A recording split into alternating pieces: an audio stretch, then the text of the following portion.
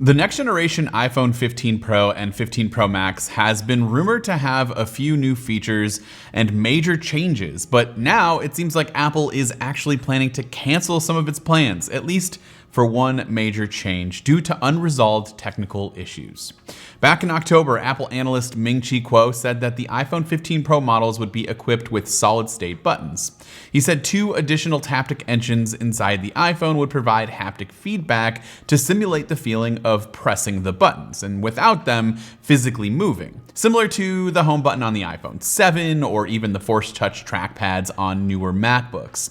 However, in a recent Medium post, Kuo said that the devices will actually have physical buttons after all. His latest survey indicates that due to unresolved technical issues before mass production, both high-end iPhone 15 Pro models, that would be the Pro and the Pro Max, will abandon the closely watched solid-state button design and revert back to the traditional buttons that we all know and love. It's unclear if a traditional design means that there will be 2 volume buttons like we have currently and that we've had for so long now, or if Apple will still adopt the single elongated volume button that was previously rumored to go along with the haptic engines. Apple still has time to modify the 15 Pro's design, given the device remains in the EVT development stage, and that this should have limited impact, if any, on the mass production schedule and the shipments of the actual phones.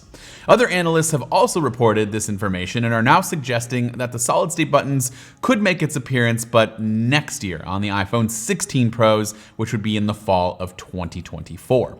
Now, I would love to know what you think about all of this down in the comments. For me personally, I'm a little bit bummed because this was one of the more intriguing design changes that Apple was planning on having for the iPhone 15 Pro and Pro Max, and I was curious to see how it would all work. I was always kind of a skeptic when Apple originally changed the home button on the iPhone to a haptic engine and the trackpads on the MacBooks especially, but honestly, those have all been great, and so I had high expectations for the haptic engine buttons on the iPhone 15.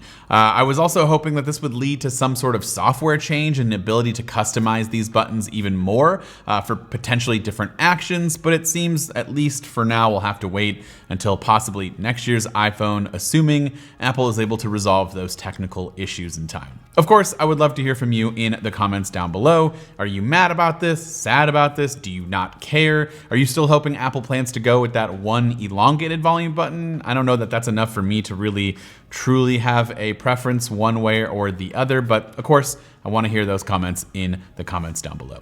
This has been Dan with Mac Rumors. Thanks so much for watching, and I hope to see you around in the next video.